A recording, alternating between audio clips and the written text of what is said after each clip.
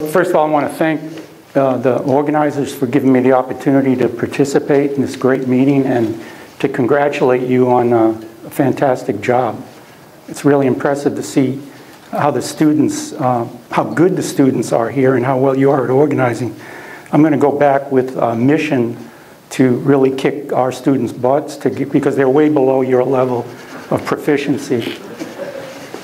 Okay, so I'm going to start off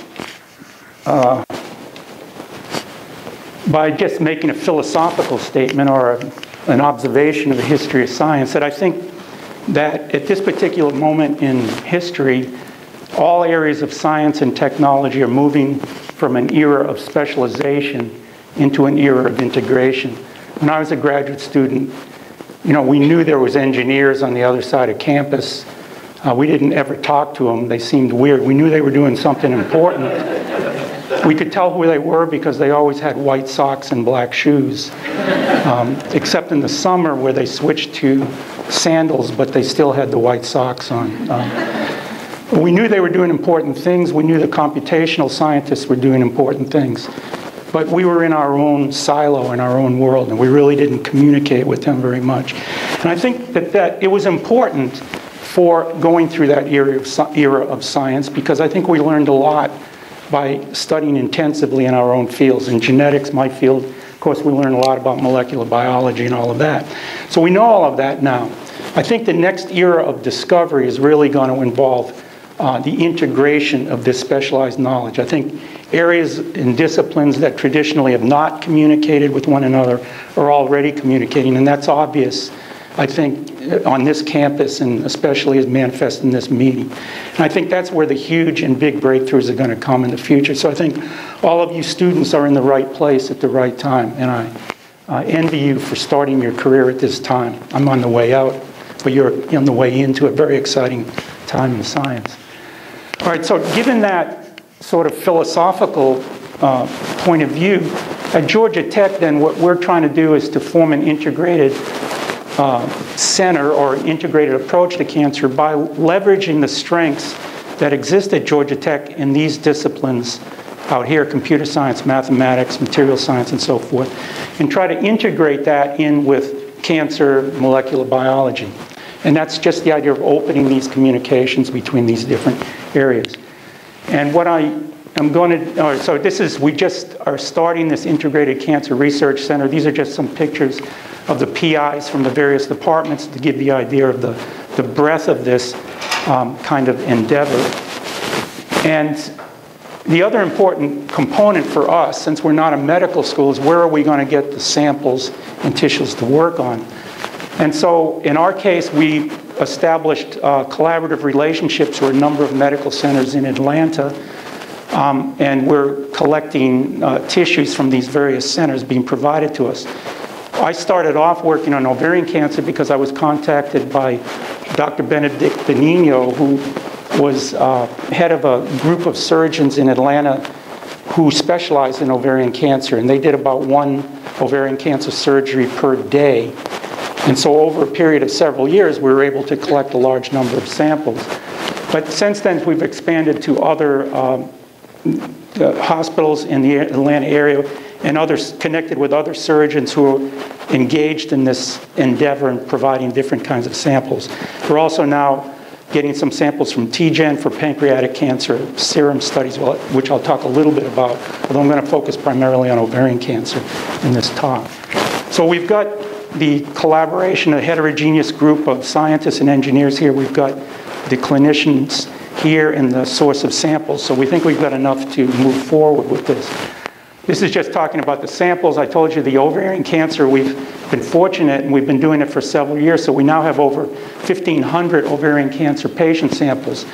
And so for the ovarian cancer, for example, we get the tissue, we pay a surgical technician who goes into the operating room who's charged with taking the tissue as soon as it's removed from the patient, snap freezing it.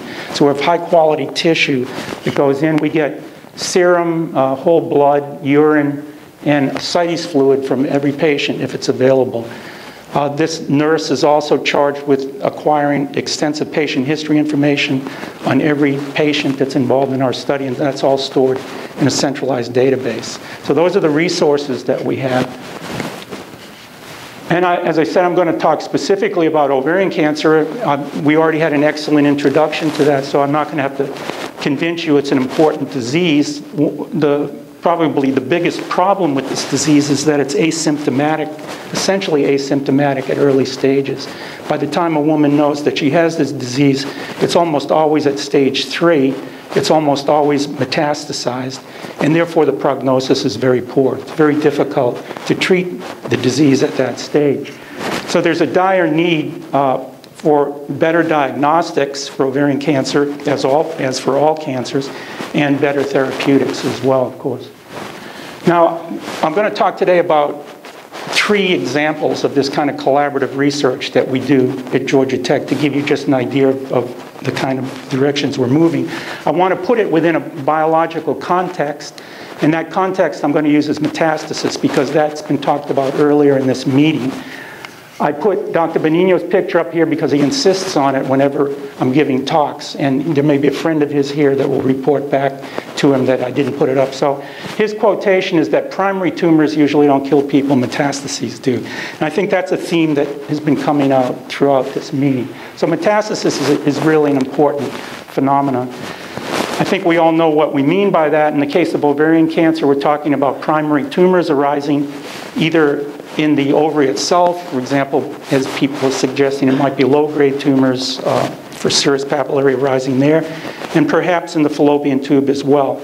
But that would be the primary site. The metastasis we're talking about is the sloughing off of cells, primarily from these 2 primary sites, and spreading through the omentum, through the abdominal cavity, and oftentimes ending up at the omentum. Pictures here. All right, so let's think about what are possible solutions to this problem of metastasis. I think probably the best and most obvious solution would be if we could diagnose the disease before it metastasizes. Then we don't have to worry about treating it. The treatment would be easy. That is, if the tumor is confined to the ovary or even to the fallopian tube, it can be removed surgically, and it provided it has not metastasized, the disease is essentially 100% cured. So if we can get an early diagnosis at this stage, we could get rid of the problem of metastasis right away. The problem is if we move into stage 3, and as I said, most women are diagnosed at stage 3 and sometimes not till stage 4, the cancer cells have metastasis all through the abdominal cavity. It's extremely difficult. Surgically, it's impossible to get all of those foci out, and because of the heterogeneity and so forth, chemotherapy is also problematic.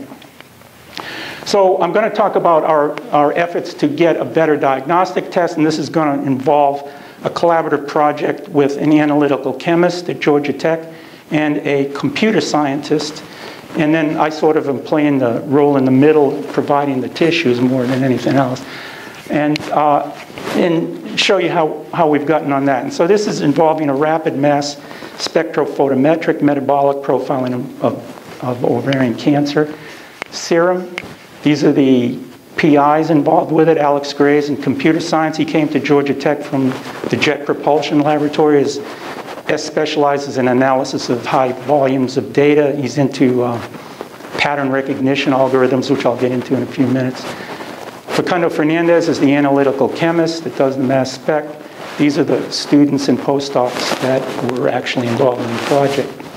All right, so how I got involved in this, when I arrived at Georgia Tech about 7 years ago, I was reading one of the magazines where they describe the wonderful research that's being done at that institution. I'm sure there's a magazine here that does the same thing. And they had a description of work done by Facundo where he was using mass spec to identify fake drugs. And you can see here he's using a technique called direct analysis in real time. He would take the pill, put it within a beam of hot gas. It would pick up enough molecules off the surface of the pill. He could run a spectrum.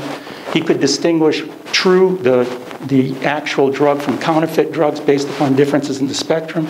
Not only that, if it was counterfeit, he could tell you if it was made in Shanghai or Indonesia, because it had unique profiles that were mapping to each of those places. So because of that, I thought, well, I wonder if we could do the same thing with serum from patients. Simply look at the profile and see if there's unique fingerprints of individuals with cancer as opposed to normal, and whether we could use the same sort of approach. I just said a little bit about the direct analysis in real time. Facundo was using that because it doesn't require any upfront preparation of your sample. You can go directly from the sample, so it has some advantages, I guess, for diagnostics, because the ideal diagnostic assay should be non-invasive, obviously, so we want either blood, urine, or ascites fluid, or some sort of material that would not require surgery to acquire. It should be high throughput and low cost. The cost of this assay is less about 50 cents per assay. Of course, it's expensive to buy the instrument, but other than that, it's fairly low cost. It's high throughput. And as you'll see, it appears to be highly accurate. We decided that we were going to look in the spectrum range of metabolites. And so metabolites, I like to define them simply as anything that's not protein or nucleic acid. Throw everything else into that bag called metabolites. And the reason we chose that really initially was because there was less competition in that area. There was a lot of people doing mass spec analysis of serum looking at peptide differences as possible diagnostic markers. The other reason was the metabolome is much smaller than the proteome. So in theory, we thought that we would get better separation of the molecules as we did the analysis. So it was really for those reasons that we chose it. As a matter of fact, however, metabolites have been used as diagnostic markers going back to the Middle Ages. And back in those days, here's a picture of what they used to call the urine wheel. So they would get patients to urinate into a glass and then match the color of it up to the color on this wheel, and that would tell them what the disease was. And those color differences in the urine are really differences in metabolites. Also, sometimes they would smell the urine, and you still do. You can tell if somebody has disease. That's all metabolites. And so the use of metabolites in diagnostics really has an extensive history. Okay, in our case then, we would just simply collect the blood, let it clot. We took the serum, we precipitated the protein out of it. We dried the sample down, derivatized it so that it was more conducive to the mass spec, and then ran it into mass spec and got the spectrum coming out of it.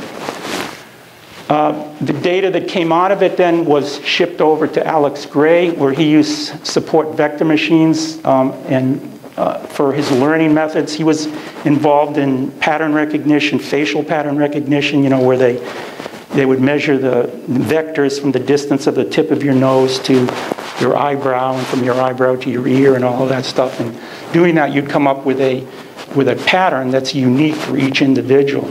And then you go through an airport and they take your picture, goes into the database. If it matches, then you suddenly have handcuffs on you, you know. So the same kind of approach is used for retinal scans. So we wanted him to just use that same approach in the analysis of the data that we were coming out. So when he gets the spectrum that comes out, where normally people used to look at just the peak height or something, he looks at this as if it's a face. And he's taking readings at various points along these curves. So he's factoring into his analysis not just the peak height, but the shapes of the curves and so forth get factored in as part of his database. Using that approach, he comes up with greater than 20,000 features in a typical patient sample that we run through. So then the issue is that you go through it and you run a learning set. So you run maybe 50 cancer patient samples, 50 control, and you get the spectrum coming out. And he looks through it looking for those features that are stable among the cancer group, not found in the normal, and vice versa. And that becomes your model of the disease. Right? Now, metabolites are highly variable. Most of the features are highly variable because metabolic levels are affected by what you had for breakfast, you know, and all kinds of things. All of those variable features are thrown out. We're only looking at those stabilized features. So we go down from 20,000 features to something in the order of under 1,000, more likely in the area of 100 features that are stable, and those become the model. Then once you have the model, acquire your data set, you build your model using the support vector machine to separate the values from the controls versus the cancer.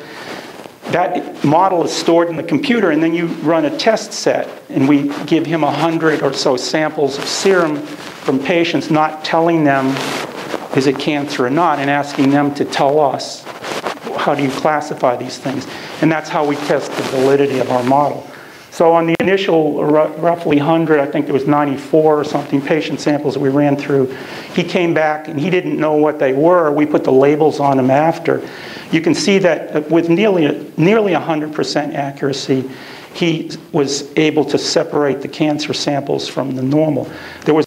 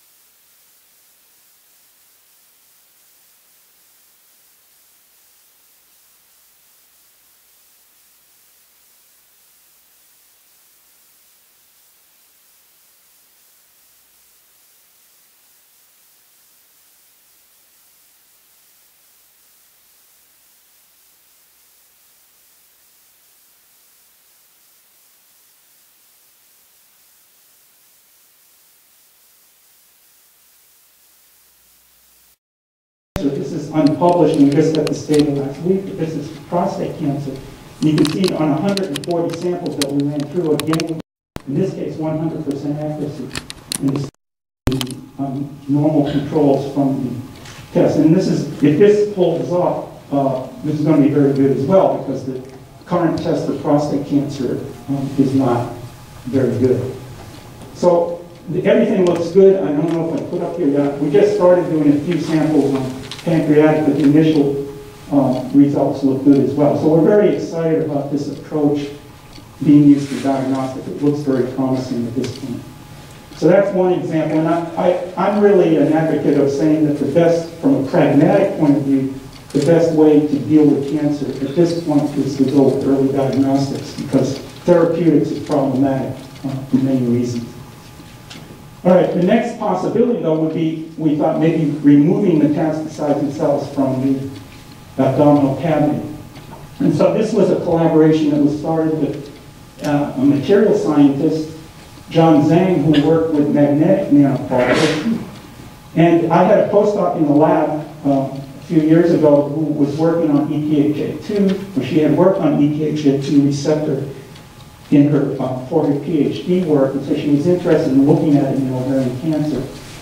EphA2 is a receptor of heparin, and you can use heparin mimetic peptides that are known to bind to this receptor very well. So she was initially interested in it from a molecular point of view, but we thought, let's just exploit this from an engineering point of view and see if we could hitch. I should say that she found that this receptor is overexpressed in ovarian cancer cells in about 70% of our patients. And it was a fairly specific receptor. We thought of the idea of hitching this mimetic peptide to the magnetic nanoparticle. And so the concept was, initial concept was, could we introduce these particles to the abdominal cavity? They would clamp onto the cancer cells, and then could we sweep them out in a magnetic field? That turned out to be naive because, well, the initial results looked good. This is just showing some in vitro work that was done before, where we show the magnetic nanoparticles are labeled in red here. These are ovarian cancer cells. So this is putting the magnetic particles in without any YSA peptide on them, so there's no specific binding, but when the YSA peptide is on the magnetic particle, we get binding to the cancer cell.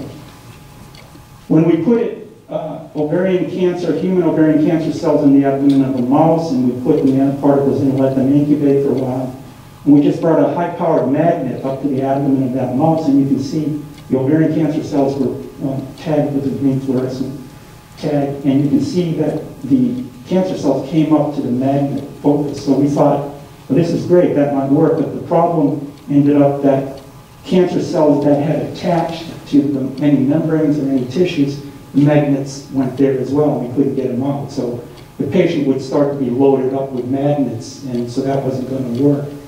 So then we had the idea, well, maybe we can do something like a dialysis type system where we could perfuse the patient, the fluid would come out, we'd have a chamber where we added the magnetic nanoparticles. They'd go through a magnetic field, pull the cancer cells out, and then recirculate them. And we thought that also might be desirable because we would be not pulling out immune cells or other cells that might be in the patient actually being used to fight the cancer itself, would be specifically pulling out the cancer cells. And so here's a movie. Then we started doing this in a model system on the mouse. This is a sketch of what was done. You're going to look at a picture. Cancer cells are going to be labeled again with this, they're going to show up as yellow, they're tagged with that green fluorescent tag. You're going to be looking at them flowing through the tube. When the magnetic field is placed, when the magnet is placed in the area of the tube, you're going to see the cancer cells come over to the magnet, which is sort of proof of concept that the system is working.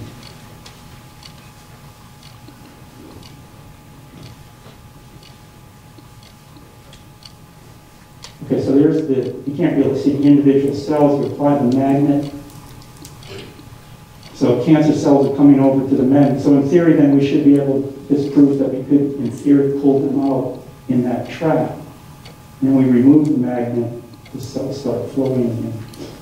So everything looked good at that point. We then went on and took ascites fluid from human patients and just simply showed that using the magnetic particles we could enrich for ovarian cancer cells after treatment with these magnetic nanoparticles. So we don't have a device large enough where we can do the dialysis type thing on humans yet. The engineering firms want $1 million to build a prototype. So I'm going to have a pail that I'll pass around after the talk, and we're looking for investors that want to contribute to this. So we're stopped now. We've done a number of experiments showing that we can reduce the frequency of metastasis. That's why I was asking if your model metastasized, because we could use it in the system to see if we could reduce metastasis.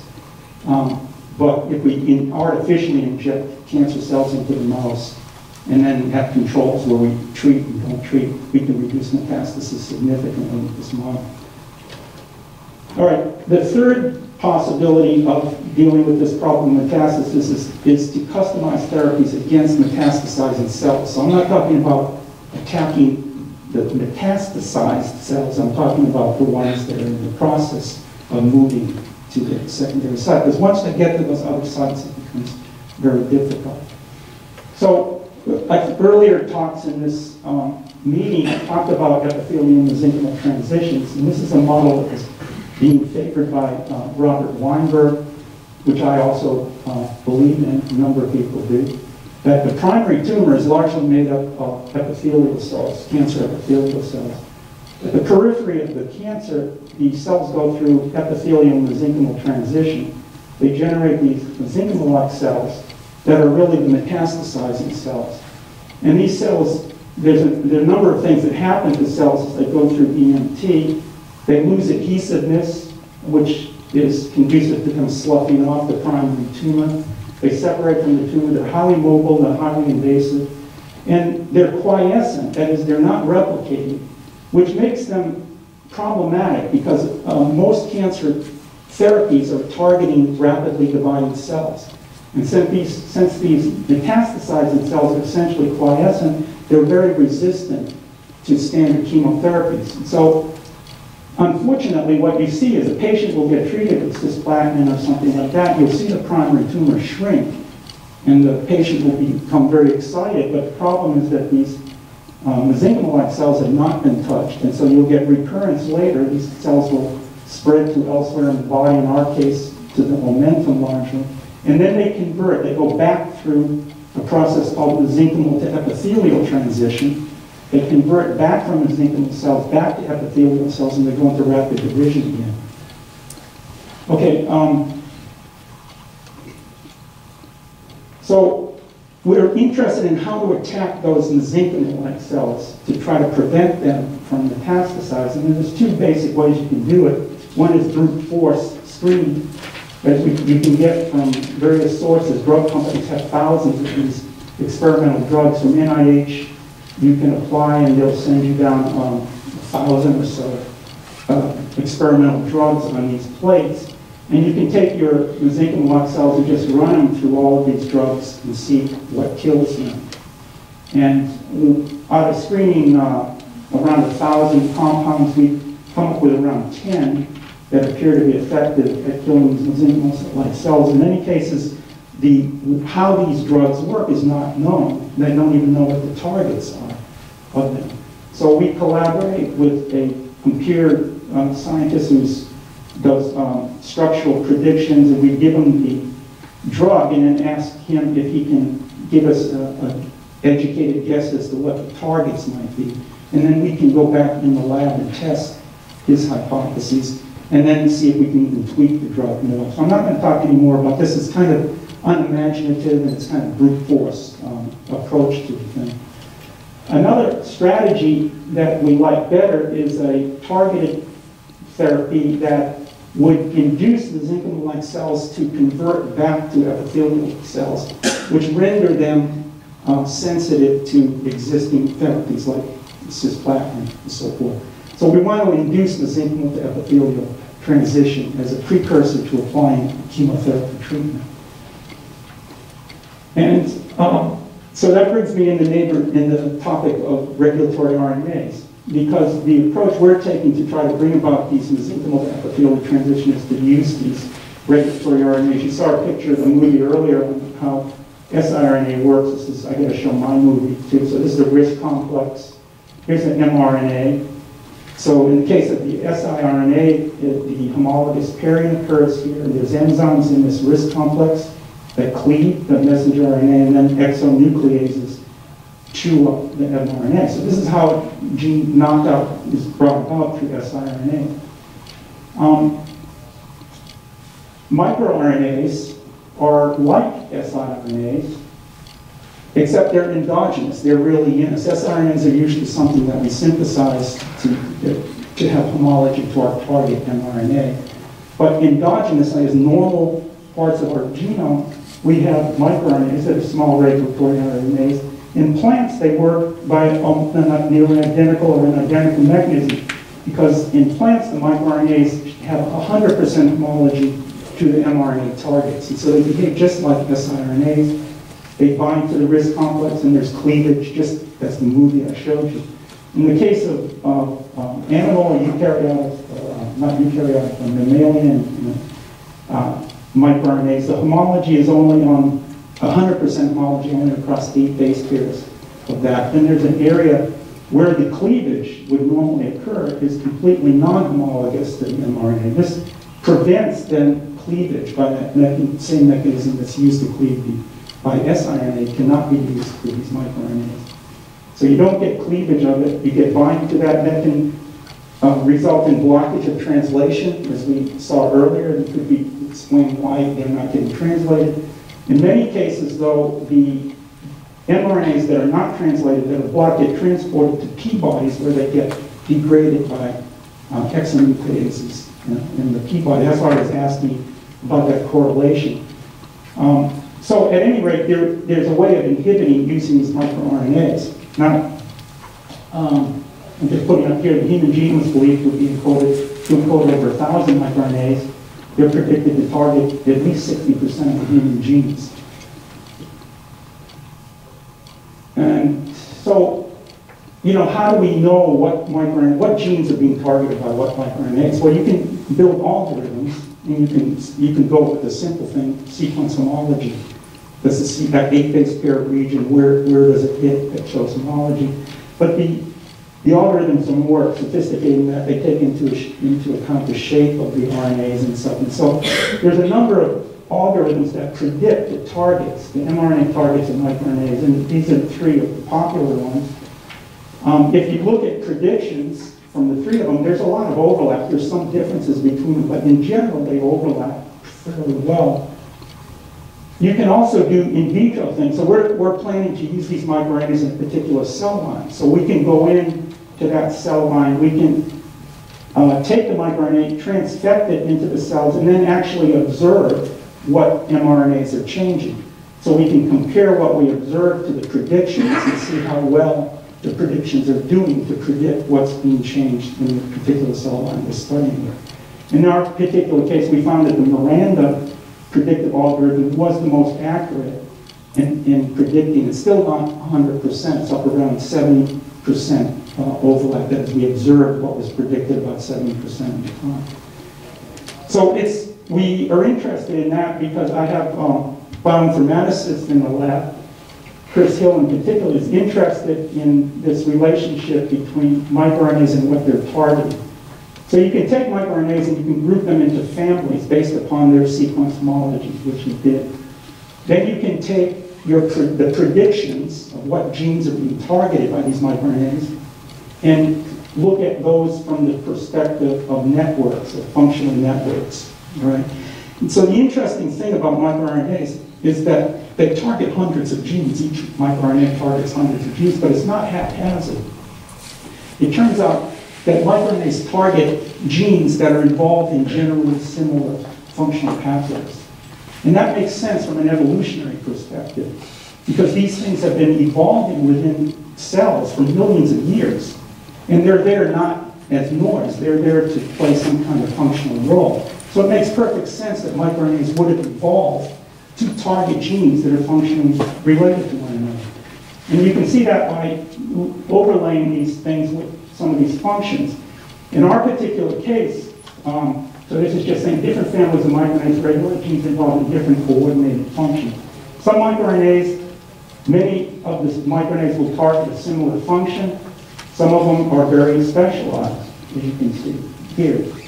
Now, you've got to realize some of this is noise. I mean, this all depends upon how we define functional categories. We're doing that, nature's not telling us. This is what we think the functional groupings are of these genes. But at any rate, we can get a pretty good idea. And we're interested, remember, in epithelial-mesenchymal transition. So we're particularly interested in these microRNAs in here that are predicted to be involved in that process.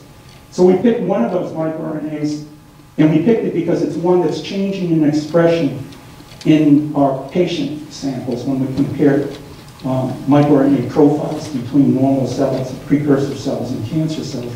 And that particular microRNA we picked is miR-429, which is in a family called the 200 family of microRNA. And this is just showing you a close-up of the function. So if we take miR-429 and say, what are the genes that are predicted to be regulated by miR-429? And once we have those genes, what is the Go enrichment categories? And you can see that the most significantly enriched function is epithelial-mesenchymal transition for this microRNA. So this is one that we wanted to work with because remember, our goal is to try to convert mesenchymal-like cells back to epithelial-like cells using some microRNA, and we're choosing 429. I put 320 up here as a negative control because the top predictions for 320 has nothing to do with EMT. And so when we conduct these experiments, which I'm going to show you where we transfect miR-429 into a mesenchymal-like cell and ask can it convert it to epithelial, we want to compare it with a negative control, which in this case will be 320. All right, so here's the experiment, and this is a mesenchymal-like cell line, ovarian cancer cell line called HAY8. And this is what it looks like. Normally, growing mesenchymal-like cells are spindle-like in appearance. Epithelial cells are more cobblestone-like in appearance. And you can see when we transfected these HAY cells with miR-429, they converted over. This takes about, to get that kind of a shift, takes about 48 hours to see that complete conversion. If we transfect with 320 or other negative controls like scrambled arrays, we do not get the change, so that these cells after transfection with 320 still look like they're still mesenchymal-like cells. Then we look at the changes on a molecular level, and we see changes in expression of those genes that have been implicated previously in mesenchymal epithelial transitions. I don't know if I have pictures, I don't have it up here, but we also check on these cells, their invasiveness, do assays to see how invasive they are, how migratory they are, and everything fits. That is, these cells are much more invasive and migratory than these cells, or vice versa. These cells are much more invasive, mesenchymal-like cells, because these are the ones that are mimicking the metastasizing cells, and we're converting them back to epithelial-like cells. These epithelial-like cells, as we were going to predict, are more sensitive to chemotherapy. This is cisplatin, and we're looking at these mesenchymal-like cells here, and this is compared to another cell line that's epithelial-like, and there's a difference in sensitivity.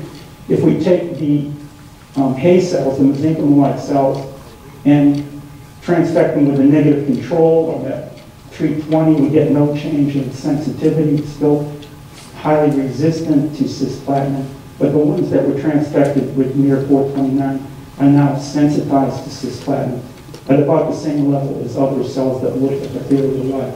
So we can switch then this cell from mesenchymal-like to epithelial-like with this single microRNA, and it acquires all of the properties of epithelial-like cells, including sensitivity to the chemotherapy.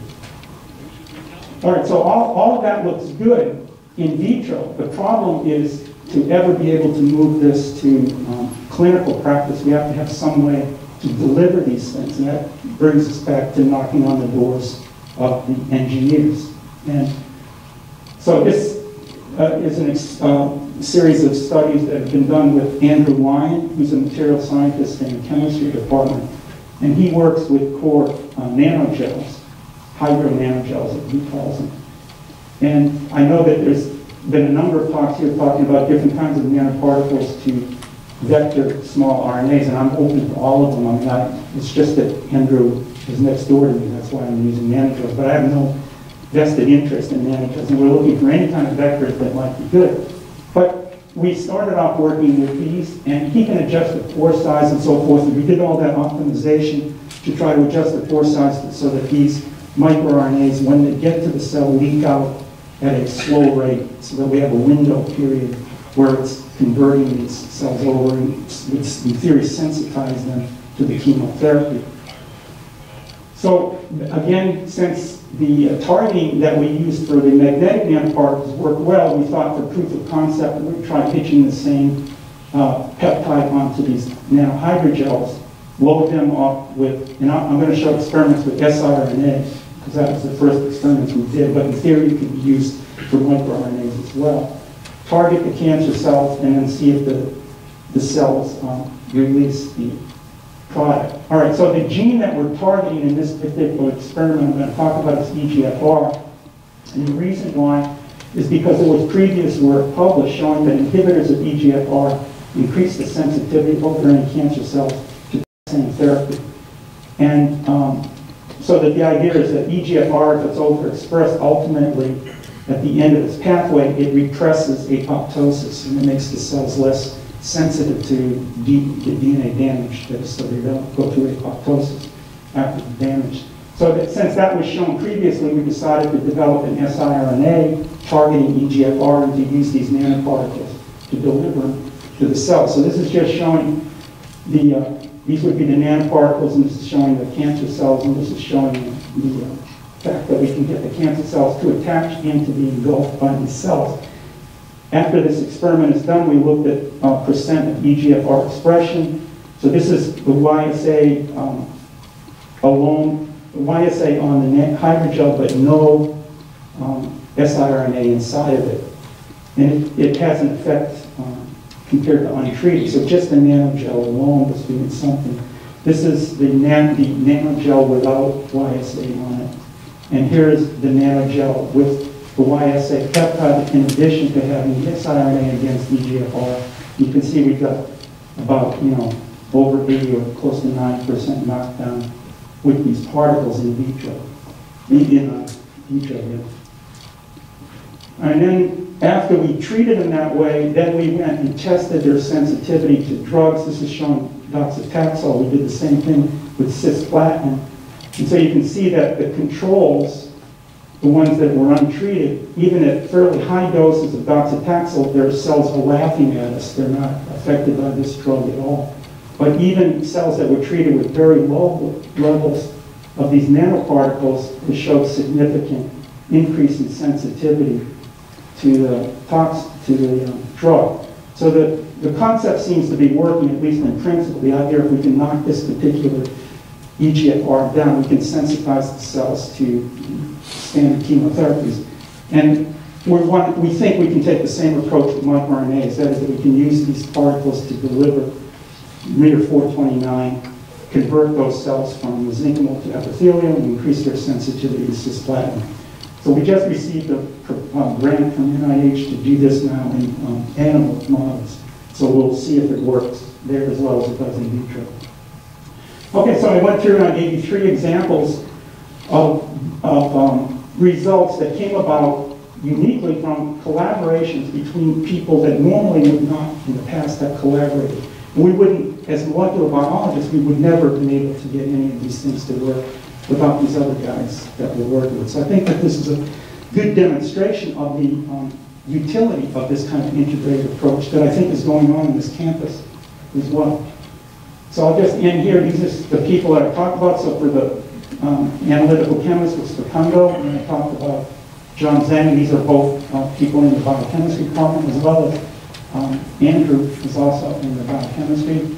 Alex Gray's in the computer science department. I'm in the biology department. This is my lab. Ken is the guy who did all the work on the magnetic nanoparticles. He's got a startup company now, and that's why I'm going to pass the hat around, getting money for him to get money to get a device that's large enough to start phase 1 trial. Roman is involved in the microRNA project. Roman Zinchek. Chris was involved in bioinformatics of the microRNA targets. And then this is my wife who works with me. She's in the audience and she holds everything together. She insisted that I put a star on hers because she's much more important than the other people. All right, thank you, and I'll take any questions.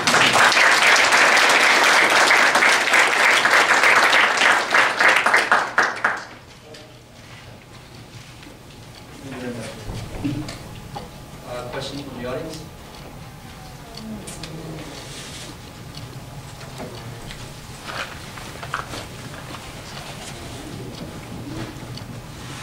That was a great talk. So is there something special about microRNAs versus any other kind of thing that would make them a better target for delivery via this mechanism versus lots of other drugs that you'd like to get? Well, the way I think about it is that microRNAs have been evolving for millions of years, figuring out what targets are important for us in the nutritional transition. We can go ahead from our own point of view and say, oh, I think snail or twist is important in going in. And snail and twist are genes that are regulated by these microRNAs, but there's a lot of other. Now, an interesting thing is that if we take some of these siRNAs against snail and twist and transfect them independently, we do not get the mesenchymal epithelial transition. So we don't know what the magic bullet is to get that switch, but the microRNA does. So I think we can actually use microRNAs to teach us what might be important targets, because they've been figuring it out over millions of years. So that's why I like them, because I think that they've already figured out how to control processes that we don't, we're only kind of guessing. And along the same lines, presumably you show there are families that seem to cooperate to do similar things. Have you combined any combinations, especially cases where they have different seed sequences or? Yeah, we haven't, and some of them actually have, sometimes it's in different families with quite different seed sequence, but we get the same phenotypic change. We haven't combined them, but we've started using some of these other ones, seeing which ones will give us the conversion. They all tend to give the conversion, maybe not as intense.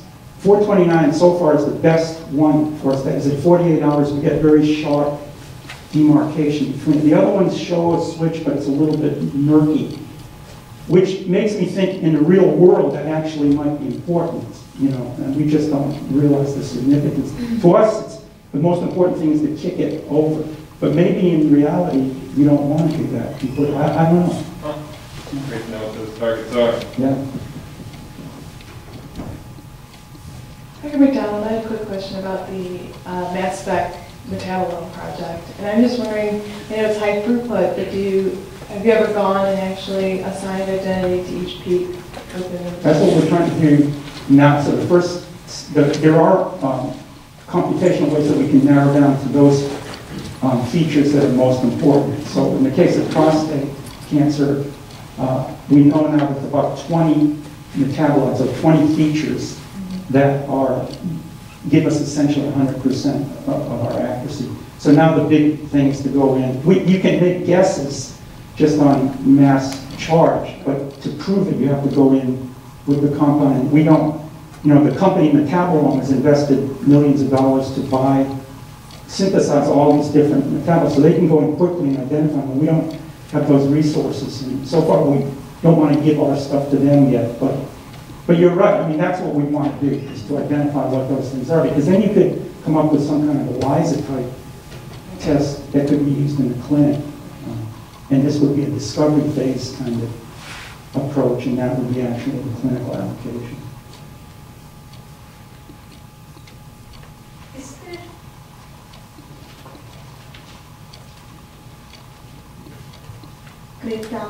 Is there a sense of what the chicken of the problem here is? What really is maybe initiating the cancer in the first place? Are these environmental factors, or is it the estrogen replacement therapy that the patients may be undergoing? What is really the problem? Well, I mean, if you ask 100 people, you're going to get 100 different answers. And my background is I was a molecular evolutionist until 10 years ago when I switched into cancer.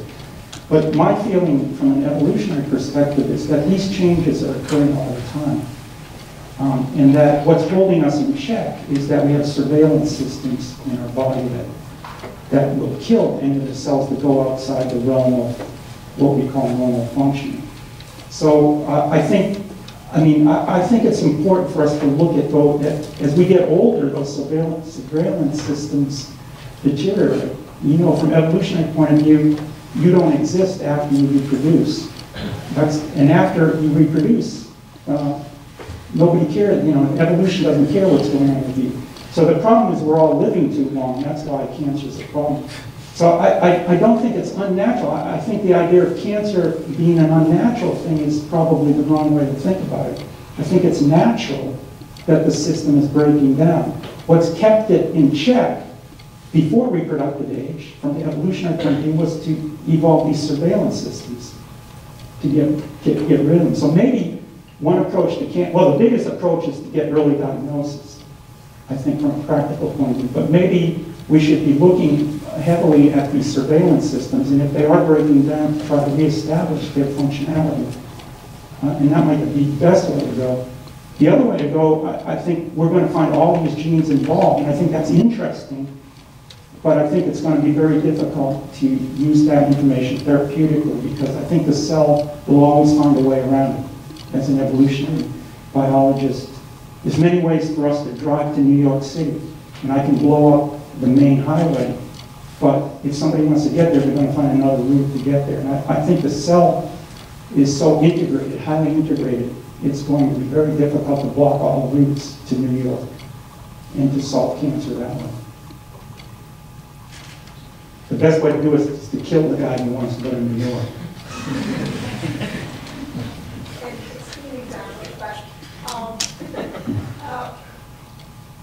I don't know, now that you are collecting all of these samples, would it be possible for all of the patients, all of the people who decide to undergo estrogen replacement therapy to just say, hey, it would be great if you could get some of these samples to get stage 1, target them as possible, stage 1 ovarian cancer patients, and monitor them much more closely than how it would be.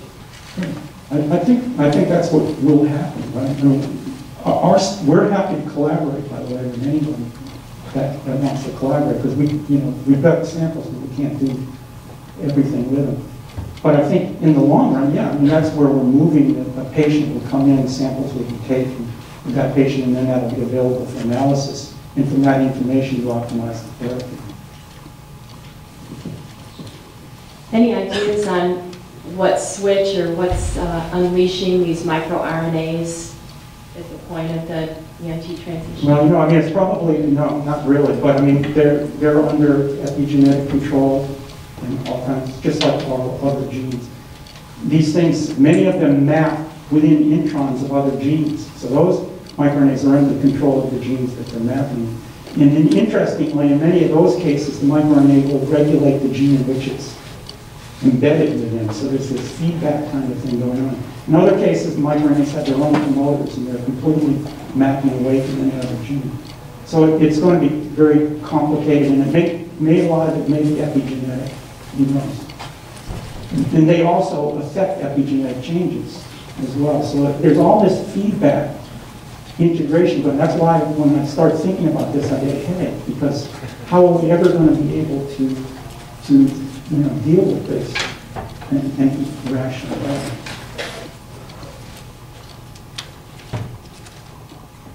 You're targeting mesenchymal cells as the bad guys. Are those the only? Is that the only situation when the cell becomes mesenchymal, when it's trying to metastasize, or are there any other processes in the body? Metastasizing cells are, in general, they're mesenchymal-like cells. Okay. So-called cancer stem cells are also mesenchymal-like cells. Are there any benign processes in the human body that also involve mesenchymal cells that you might? Well, they're very important in early development, of course. I mean, that process, mesenchymal cells are what we all start with, and then differentiation comes off of those type cells. So EMT is going on in early embryonic development. That's what it evolved for. And so what we're seeing now, again, is a breakdown of the system in people that shouldn't, from evolutionist point of view, shouldn't be alive. And we're seeing a breakdown of developmental systems that evolved initially to work in early embryonic development.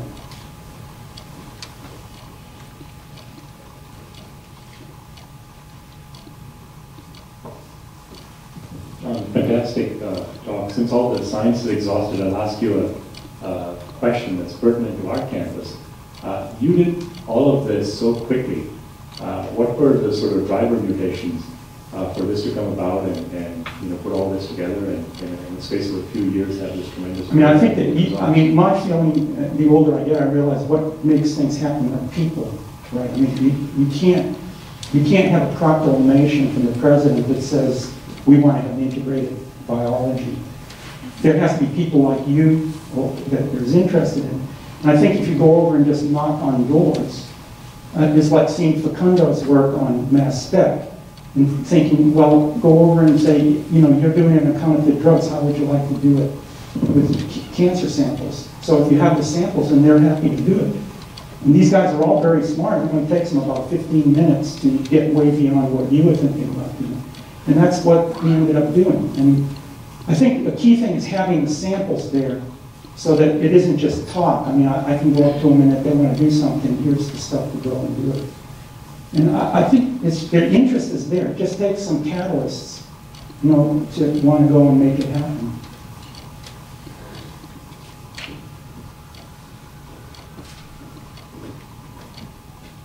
All right, well, there aren't any more questions. Let's thank the speaker again.